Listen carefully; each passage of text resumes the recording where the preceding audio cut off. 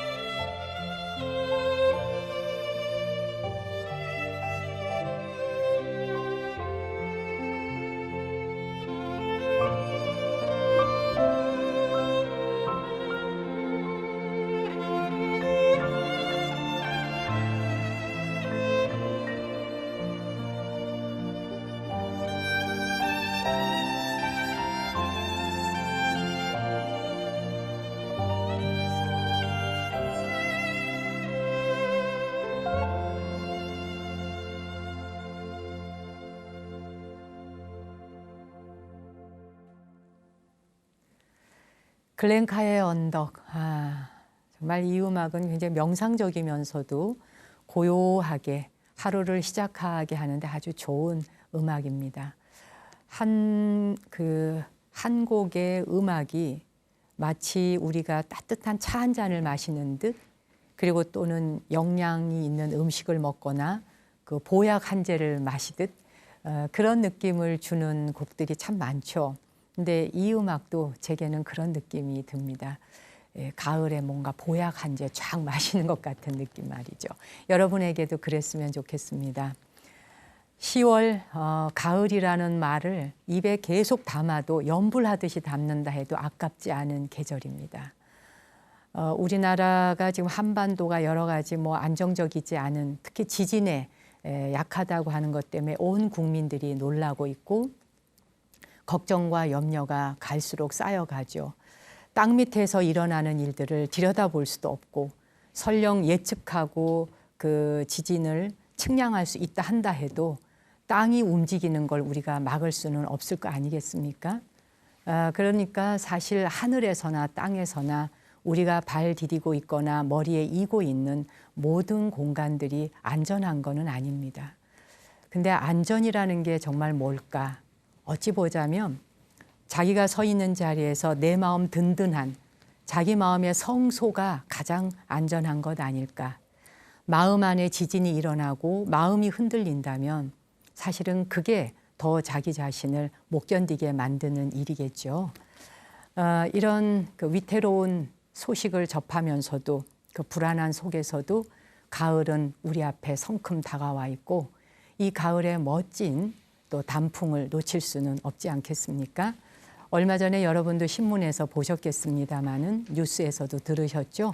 원시림을 만들기 위해서 폐쇄했었던 남설악 쪽이 10월 1일부터 문을 열었다는 반가운 소식. 이미 산을 좋아하시는 등산객들은 인산인해를 이루면서 다녀오시고 또 계획을 세우고 또 우리 산에 가자 이렇게 약속을 하셨을 것 같아요.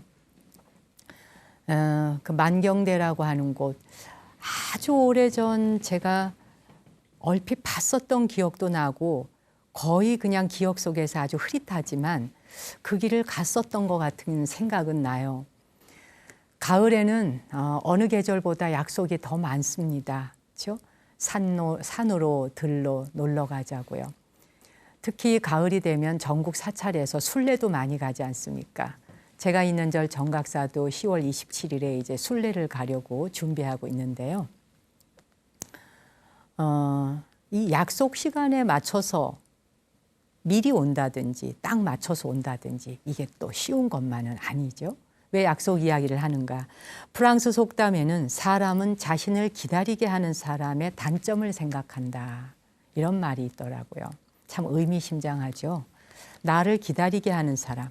기다리고 있는 동안 그 사람의 단점이 하나하나 떠오르는 거죠. 약속 시간에 상대가 늦으면 사람은 그를 기다리는 사이에 그 사람의 단점이 머릿속에서 하나 둘 떠오른다 그래요. 작고 사소한 약속 시간이라 할지라도 그 사람 상대방의 입장에서 약속을 지키지 않는 사람, 그런 사람은 바로 지금 기다리고 있는 나 자신을 소중하게 여기지 않는다라고 여긴대요. 그러니까 저 사람이 나를 귀하고 소중하게 여긴다면 약속이 늦을까? 그렇지 않을 텐데 이렇게 생각한다는 거죠. 약속에 대한 아주 유명한 일화가 있습니다. 애국지사였던 도산 안창호 선생에 대한 이야기인데요. 이 도산 선생이 창에 그 상해에 머물고 있을 때 이 선생은 소년들을 굉장히 유난히 이뻐하고 챙기셨다 그래요. 근데 그 소년단 활동을 다방면으로 도와주고 계셨는데 하루는 한 소년이 그 소년단의 행사에 쓸 돈이 필요해서 도산 선생한테 돈을 좀 마련해 주실 수 있겠습니까? 이렇게 부탁을 하게 돼요. 근데 선생님의 수중에 당장 주머니에 돈이 없는 거예요. 그래서 난감했지만 약속을 합니다. 4월 26일 날 네가 나를 다시 찾아오면 내가 돈을 장만해 주마. 이제 이렇게 약속을 하고 돌려보냈죠. 그리고 얼마 후에 약속했던 날이 다가온 거예요. 도산 선생께서 이제 그 소년이 원하는 만큼의 돈을 장만을 했는데 소년이 나타나지 않으니까 그의 집을 찾아갑니다. 근데 바로 약속했던, 돈을 주기로 약속했던 4월 26일이 아주 특별한 날이었던 거예요. 바로 독립투사 김구 선생님의 지도하에서 윤봉길 의사가 상해의 홍구공원에서 일본의 백천대장한테 폭탄 의거를 하기로 했던 날이 바로 4월 26일이었던 거죠. 그날 일본 경찰들은 독립운동을 도모하는 우리에게는 애국지사이고 자기들에게는 적인 거죠. 그런 애국지사들을 체포하기 위해서 곳곳에 잠복을 하게 됩니다. 그러니까 상해 전체가 뭐 난리가 났겠죠. 그리고 얼마나 삼엄했겠습니까?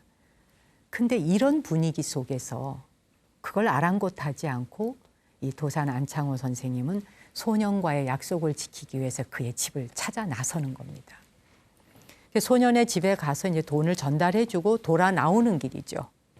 돌아 나오는 길에 잠복해 있던 일본 경찰에게 붙잡히게 됩니다. 그 이후로 도산 선생은 한국으로 이제 압송이 되게 되고 몇 번의 재판을 거치게 되는 사건이 일어나요. 바로 그 일로 인해서 대전에서 3년 반의 옥고를 치르셨다고 합니다. 한번 생각해 보세요. 그 삼엄하고 살벌하고 분위기가 뭐 심상치 않은 그런 순간에, 그런데 그런 분위기 아랑곳하지 않고 일단 소년과의 약속을 지키러 떠나셨던 선생님. 이 말을 듣는 순간 여러분 머릿속에는 뭐가 먼저 떠오르나요? 약속도 아무리 중요하지만 그 위태로운 목숨이 왔다 갔다 하는 시기에 늦출 수도 있는 거고 못 갈 수도 있는 거 아닌가. 그리고 나중에 그런 사태가 있어서 못 갔다라고 변명도 할 수 있고 해명도 할 수 있지 않는가. 우리는 얼마든지 뒷말이 있죠.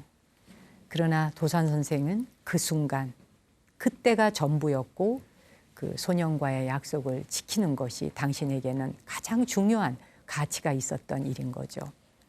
평소에도 선생님은 그렇게 약속은 꼭 지켜야 한다는 생활 신조를 가지고 계셨다 그래요. 남들은 어리석다고 손가락질하고 옳고 그름을 판단하기 쉬울지 모르겠지만 한 사람이 가지고 있는 자기 생활에 자기 삶의 그 스타일을 만들어주는 것, 그것을 놓고 제3자들이 옳다 그르다를 논할 수 있는 건 아니라고 봅니다. 이 세상에는 정말 수많은 약속을 하고 또 약속들이 팽개쳐집니다. 평생 내가 너만을 사랑할게 라고 결혼할 때 선언했었던 약속 또한 종이짝보다도 쉽게 구겨지고 버려지는 세상입니다. 그것이 과연 건강하고 건전한 세상일까? 라는 것은 우리 자신에게 한번 되물어봐야 되는 일이라는 생각이 듭니다. 이런 질서가, 사회적 질서가 지켜지는 나라가 지진이 온다 해도, 태풍이 온다 해도 가장 든든한 국가가 아니겠는가, 그런 생각이 들거든요. 오늘은 장사익 씨의 목소리로 산 너머 저쪽이라는 노래 준비해 봤습니다. 함께 감상해 볼까요?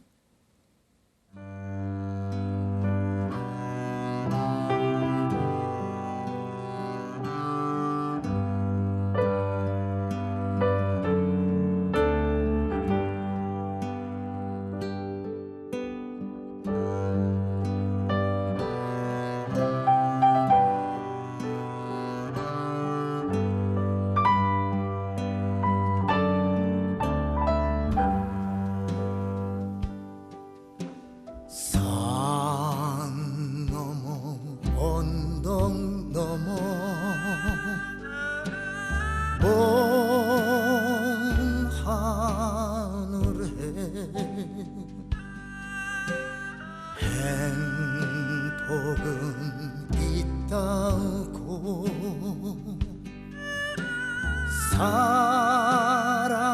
사람들은 말하네.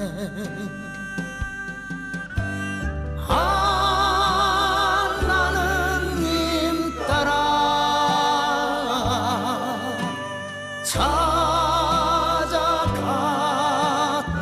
찾아갔다가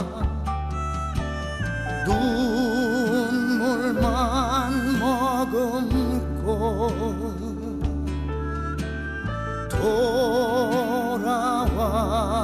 돌아왔다네. 산 넘어 언덕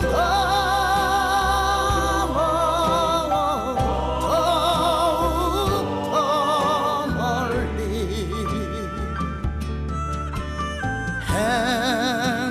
행복은 있다고 사람들은 말하네.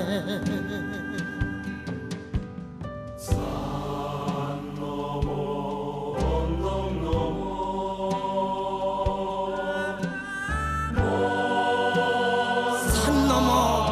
언덕 너머 먼 하늘에 행복은 있다고 사람들은 말하네.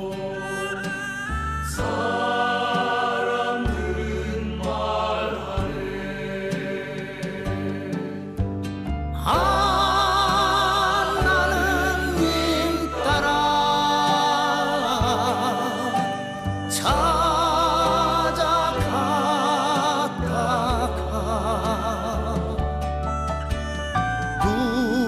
눈물만 머금고 돌아왔다네. 산 넘어 언덕 더욱 더 멀리 행복은 있다고 사람들은 말하네. 산 넘어 언덕 더욱 더 멀리 행복은 있다고 사람들은 말하네. 사람들은 말하네. 사람들은 말하온대.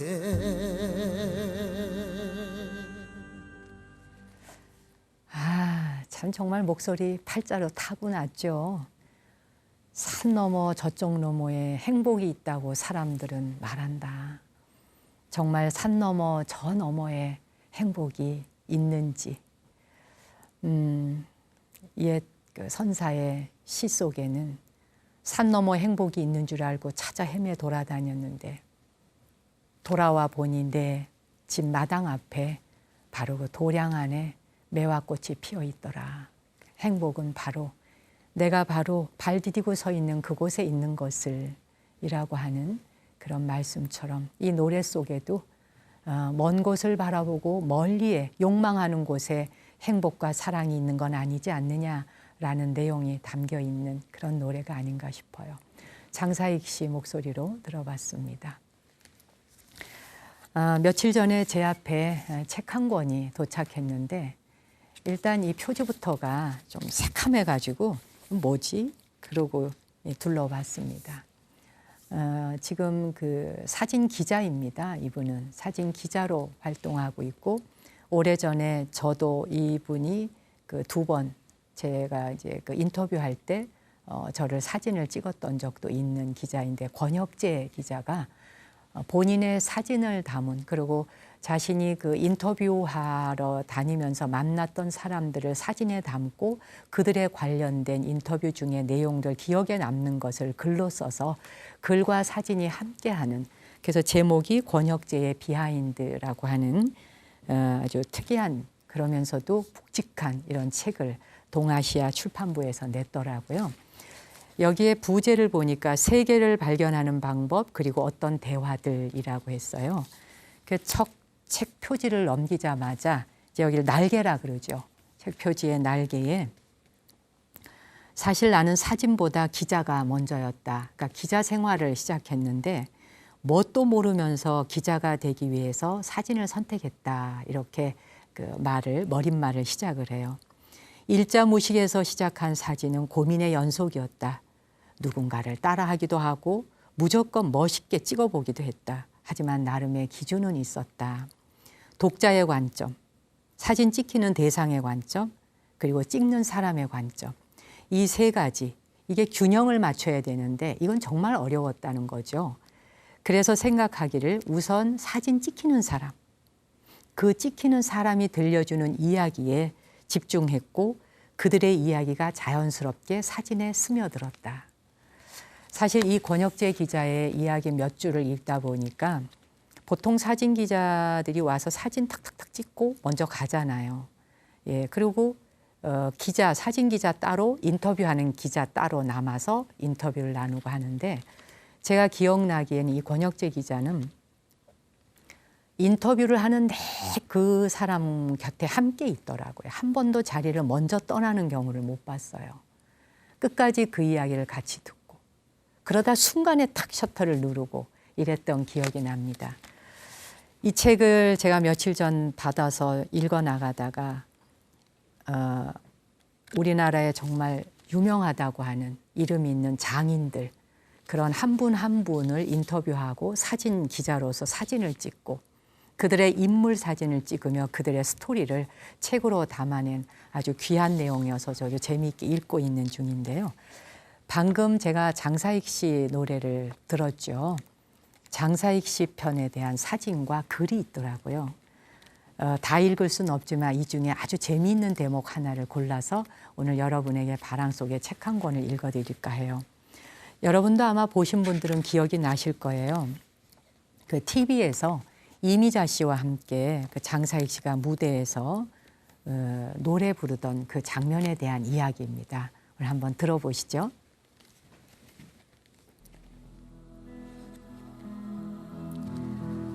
얼마 전 텔레비전에서 이미자 선생과 함께 공연을 한 게 화제였잖아요.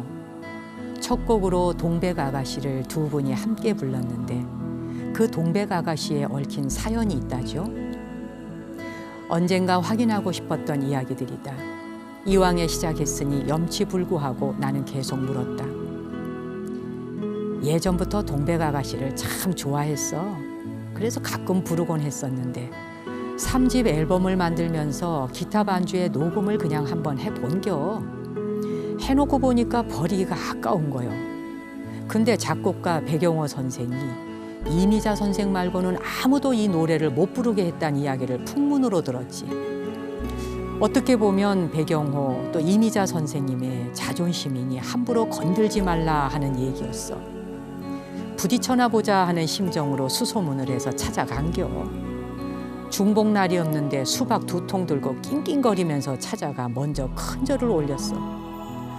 허락을 득하러 왔다고 했는데 대답을 안 하시는겨. 허락 대신 2시간 살아오신 내력만 들려주시는 거야.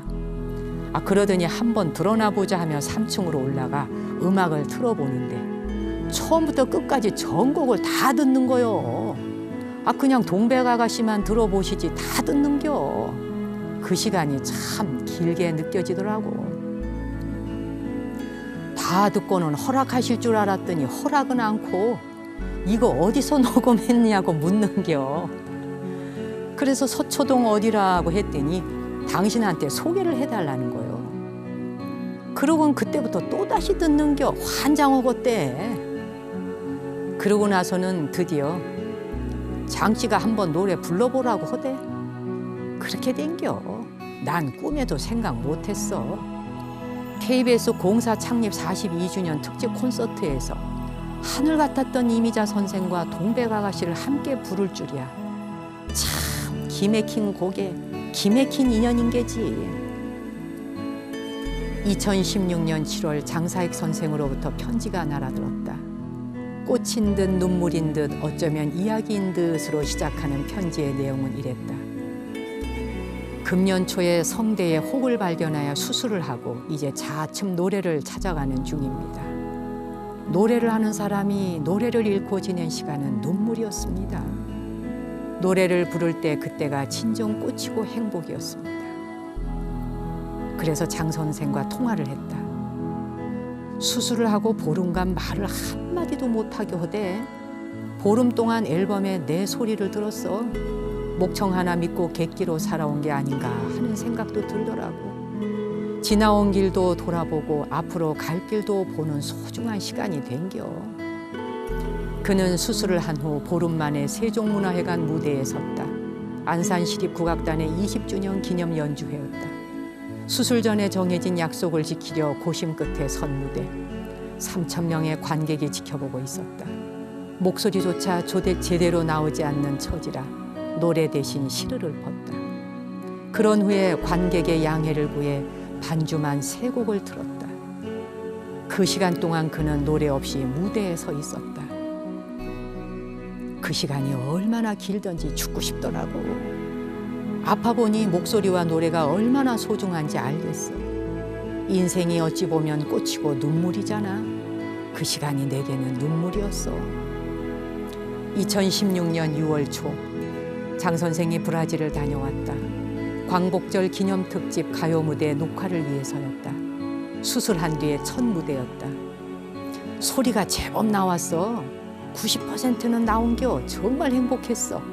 그게 바로 꽃이지 뭐겠어. 장사익 선생은 이를 두고 새로운 노래 인생의 시작이라고 했다. 노래를 못할 때는 온갖 생각이 다 들었어. 노래 말고는 아무것도 할 게 없더라고. 내가 세상에 나온 이유가 노래라는 걸 다시 느꼈지. 노래 하나를 하더라도 정성을 다해야겠다는 생각이 들어. 장사익의 노래 인생, 눈물인 듯 꽃인 듯 어쩌면 이야기인 듯 다시 시작된 것이다.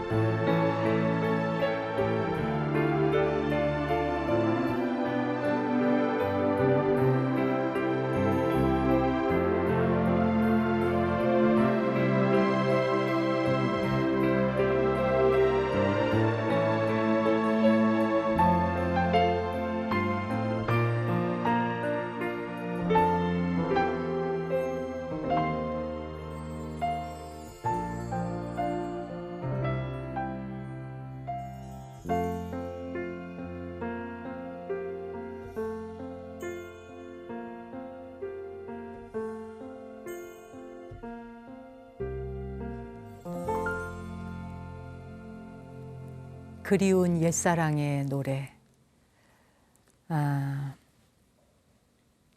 좀 전에 그 권혁재 사진 기자의 비하인드라고 하는 이 책 읽어드렸는데 뭐 장사익 선생뿐만 아니라 여기에는 이름만 대면 여러분이 다 알만한 분들만 전부 수록이 되어 있어요. 뭐 고은 선생님의 이야기도 너무 정말 재미있고, 그리고 그 한 사람 한 사람의 사진 컷을 담으면서 그 사진 속에, 사실은 한 장의 사진 속에 그 사람의 인생 스토리를 담는다는 게 쉬운 일은 아니잖아요. 여러분이 신문을 보실 적에 그냥 신문에 나오는 한 컷의 사진을 평소에 이렇게 여사로 보셨는지 모르겠는데, 사실 그 사진 기자들이 그 한 컷의 사진을 건지기 위해, 만약에 위태로운 현장을 갔다. 그럼 그 위태로운 현장도 사진 한 컷 속에 내용을 먼저 읽는 게 아니라 사람들은 사진을 먼저 보잖아요. 비주얼로 먼저 본 다음에 그 다음에 내용을 읽기 시작하죠. 그러니까 이 사진 한 컷 속에는 이미 여기에 담고자 하는 내용을 그 한 장 속에 다 담겨야 되는 거예요. 그러니 어느 각도에서, 어느 위치에서, 어느 거리에서 찍느냐에 따라 그 사진의 그 사진에 맺혀 있는 영상, 그걸 통해서 사람들은 바로 이제 읽으면서 느끼게 될 그 내용들을 여기에서 이미 이미지로 먼저 건져 올리는 거죠. 여러분께서는 지금 각 그 댁에서 TV를 통해서, 또 아니면 각자가 가지고 있는 핸드폰을 통해서 지금 나무 아래 앉아서 영상을 보며 이 시간을 듣고 계실 거예요. 지금 여기에도 여러 명의 카메라 감독들이 그 카메라를 돌리고 있습니다. 여러분의 눈에는 보이지 않지만, 근데 저분들에게 이 피사체가 어떻게 보이는지 거리와 모양을 다 조정을 하죠. 따라서 집에서, 또 여러분이 계시는 현장, 전 세계 각국에서 보시잖아요. 여러분에게 어떻게 보여지는지가 바로 저분들의 손에 담겨 있는데, 저분들이 바로 이 카메라 한 대를 움직일 때마다 그 각도 잡는 건 시청자가 시각적으로 봤을 때 가장 안정적이고 편안한 그 각도를 잡아내는 거죠. 그게 바로 기술인 거예요. 그 기술직이라고 해서 기계가 왔다 갔다 하는 게 아니라 이 기계를 결국 인간이 움직이는 거잖아요. 그와 같다고 생각합니다. 그래서 그 여기는 아주 스님들도 몇 분 이야기가 담겨 있고, 인생을 살아온 한 사람 한 사람의 스토리가 아주 묵직하게 담겨 있는 그런 내용이었는데, 다음 시간에도 이어서 한 번 더 읽어드려 볼게요. 오늘 시청자께서 보내주신 그 댓글 소감 몇 분 소개하겠습니다. 전옥경 님이 이제 댓글을 한 줄 달았어. 이제 썼는데 무심코 줄바꾸기를 하는데 글이 그냥 날아가서 등록이 돼버린 거예요. 자기는 아직 글을 덜 썼는데 댓글을 쓰다가 무심코 줄바꿈 한다는 게 엔터 키를 눌렀습니다. 글이 등록되는 바람에 굉장히 당황했죠. 습관이라는 게 참 무서웠습니다. 항상 건강하시고 우리 곁에 오래오래 함께 해주세요. 방송하시는 모든 분들 감사드립니다. 라는 글 주셨네요. 김미란님은 마음이 아플 때 이 방송 나무 아래에서가 있어서 큰 힘이 됩니다. 감사드립니다. 라고 하셨어요. 마음이 아플 때 우리가 왜 어디 부딪혀서 상처가 나면 거기에 해당하는 무슨 연고도 바르고 뭐 파스도 붙이고 그러잖아요. 그것처럼 마음이 아플 때 이 방송을 들으면 치료가 된다. 그러니까 이 방송은 소화제가 될 수도 있고, 또 뭐 파스처럼 갖다 붙이면 나을 수도 있고, 뭐 여러 가지 약효를 볼 수 있다는 것 또한 재미있는 일이면서도 놀라운 일인 거죠. 박현숙님은 나무 아래 앉아서를 듣고 볼 수 있는 것이 복중의 으뜸입니다. 이 방송으로 행복하고 모든 시름에서 벗어납니다. 고맙습니다. 그저 고마운 마음으로 살아갑니다. 이러셨네요. 김경숙님은 나무 아래 앉아서 방송 시청 선택하는 건 그 누구에게도 결정 장애가 없이 바로 선택하고 선택 결과에 만족하고 있으리라고 믿습니다. 좋은 방송 보여주셔서 방송 관계자 여러분과 정 목스님께 감사드립니다. 라고 하셨네요. 우리가 그 감사합니다, 고맙습니다라는 말 참 많이 쓰잖아요. 근데 이것도 그 깊이와 무게가 있어요. 근데 여러분들이 이 댓글에 보내주시는 감사합니다, 고맙습니다는 얼마나 그 진실을 담아서 하시는지가 요 한 줄 속에 그냥 느껴져요. 그냥 편하게 하기 쉬운 말로, 지나가는 말로 하시는 걸로 들리질 않습니다. 그래서 그런지 우리 여기 사실 스태프들, 특히 촬영 감독들 이런 분들도 이 카메라 하나하나 앵글 올 때도 굉장히 신경을 쓰죠. 여러분에게 우리 스태프들 모두도 진심으로 감사드립니다. 앞으로도 방송 보시면서 홈페이지에 들어오셔서 댓글 좀 많이 남겨주시고요. 또 이 시간에 대한 고마움과 감사만 전하는 댓글이어야 될 필요는 없어요. 그저 여러분이 사시는 지역이 어디인지, 오늘 무슨 일이 있었는지, 누구와 어떤 일을 할 건지, 어디 가실 건지, 뭐 이런 등등 어떤 이야기라도 관계없습니다. 많은 분들의 시청 소감도 보내주시기 바랍니다.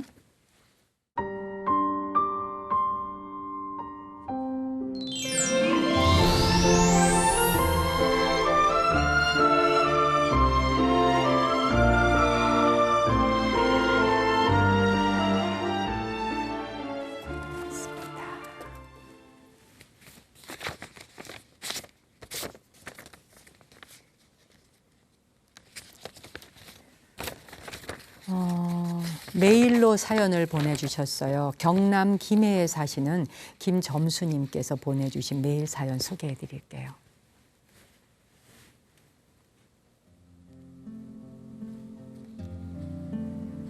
스님 안녕하세요. 언제부터였는지 모르지만 TV 채널을 여기저기 돌리다가 우연히 이 BTM 방송을 접하게 되었고 지금은 일주일에 3-4번씩 아니 4-5번씩 다시 보기로 시청하고 있습니다. 저는 작년에 다니던 회사를 그만두고 가을부터 조그만 신발 가게를 시작했는데 생각보다 힘들더군요. 경험도 없는 50 넘은 남자가 여성 신발을, 그것도 딸 같은 젊은 아가씨부터 70 넘은 어머니 같은 분을 상대한다는 게 만만치가 않았습니다. 이것저것 꺼내서 신어보고는 말도 없이 나가는 분, 가격이 왜 이렇게 비싸냐고 하는 분, 이 핑계 저 핑계에 둘러대며 조금이라도 싸게 사려는 분까지 이루 말할 수 없는 다양한 종류의 사람들 때문에 속상한 적이 한두 번이 아닙니다. 하지만 좋은 분도 가끔 계세요. 처음 장사한다는 말을 듣고 따뜻하게 위로해 주시는 분도 있고 신발 하나 구매했다가 다음 날 다른 분을 모시고 오는 분도 있답니다. 하루는 온종일 물건 하나 팔지 못하고 가게 문을 닫으려고 하는데 술이 거나하게 취해서 지나가다가 들어오셔서 구두 하나 싸서 가셨습니다. 지금도 그분에게 감사함을 잊을 수가 없습니다. 그런데 스님께서 가끔 방송 중에 ARS 한 번씩만 눌러주세요라는 말씀하시잖아요. 근데 그게 저로서는 난감했어요. 가게 매출도 얼마 안 나오는데 임대료와 상가 관리비를 꼬박꼬박 매월 내니 제게 그 5,000원도 사치인 것 같았거든요. 예전에 회사에 다닐 때는 회사 급여에서 매월 다른 곳으로 몇만 원씩 기부도 했었어요. 몇 년 전부터는 개인적으로 법륜 스님이 몸담고 계시는 JTS라는 단체에도 자동이체를 하고 있는데 ARS까지 하려니 부담이 되더라고요. 처음 몇 달 동안은 ARS를 누르지 못하고 방송을 시청하다가 지난 4월에 혼자 앉아서 속으로 이렇게 생각했죠. 그래, 손님이 너무 없을 때 스님 방송을 시청하면 손님이 들어오던데 매주는 아니라도 매월 초에 한 번만이라도 ARS를 누르자. 그렇게 3개월 동안 ARS를 누르다가 문득 이러지 말고 연말에 소득세 신고할 때 도움을 받자 하는 생각에 지금은 불교TV에 매월 10,000원씩 정기 후원을 하고 있습니다. 이제는 가벼운 마음으로 제 주변의 지인들에게 이 방송을 소개하며 앱을 깔아서 같이 시청하자고 문자와 카톡을 보내고 있습니다. 스님, 152회 때 방송에 제 댓글을 소개해 주셨거든요. 정말 감사했습니다. 그리고 너무나 용기가 났습니다. 방송의 시작과 끝의 시그널도 너무 좋고요. 스님의 차분한 진행과 화려하지 않은 깔끔한 영상들, 인감이 넘치는 따뜻한 방송을 만들어주시는 거기 어디 덩치 큰 촬영하는 아저씨, 보이지 않는 노력으로 매주 목요일 방송 시간이 기다려집니다. 스님, 항상 좋은 방송 감사드립니다. 경남 김해에서 김점수 드림. 정말 편지가 굉장히 가슴 따뜻해지네요. 이 사연을 보다 보니까. 우선 신발 가게를 시작하셨다고요. 신발 가게를 시작했는데 정말 다양한 손님들이 들어오니까 이거 뭐 감당이 안 되죠. 손님마다 다 또 성격이 다르잖아요. 앞으로는 말이에요. 가게에 누가 되었던 신발을 사건 사지 않건 들어오시는 분들이 복덩어리라고 생각해 보세요. 이 생각 한 끗 차이에 복이 오거나 복이 나가는 거거든요. 복은 원래 있는 게 아니랍니다. 내 마음먹기에 따라 복주머니가 될 수 있죠. 지금부터는 그 신발 가게에 복주머니가 주렁주렁 달리는 걸 들어오시는 손님이 복을 달고 들어온다 생각하세요. 일단 복을 달고 들어와서 신발 한번 신어보고 한번 신어본 다음에 안 사고 나간다 해도 복을 이미 떨어뜨려 놓고 가는 거예요. 손님이 아예 아무도 들어오지 않는다 생각해 보세요. 그게 정말 괴로운 거죠. 사건 사지 않건 손님이 내 집 문을 열고 들어온다는 건 이미 관심이 있어서 오셨다는 거거든요. 그렇게 생각하신다면 가게도 훨씬 더 번영할 거예요. 그리고 신발을 사지 않고 나가는 분들에게 오늘 우리 가게를 찾아주셔서 고맙습니다라는 인사말을 해보세요. 기억에 남을 거예요. 그 인상에 남는 말 한마디가 복불복, 복을 불러오는 것이죠. ARS 누르는 거 고민하시다가 아예 이제는 정기 회원이 되어서 불교TV에 정기 후원을 하신다고요. 진심으로 고맙습니다. ARS 눌러주십시오라고 하는 거 너무 부담 갖지 마세요.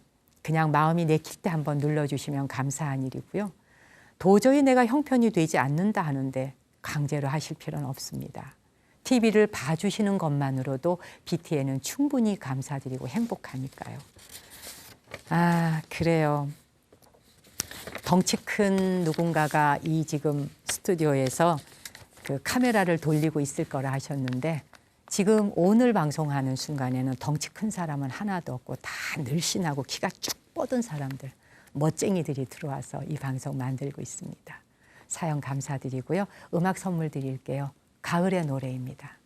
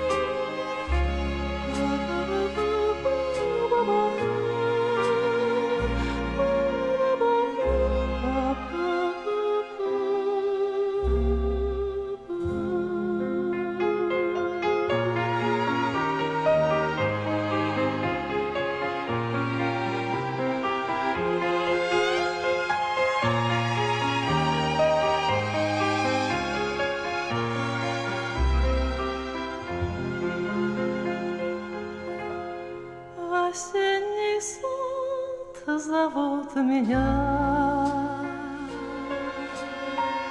воспоминания мои. Горит оранжевый наряд, и воздух свеж, и журавли курлычат в небе. И кажется, что мы с тобой не расставались никогда. Ты словно солнце и вода, живешь со мной не разлучаясь.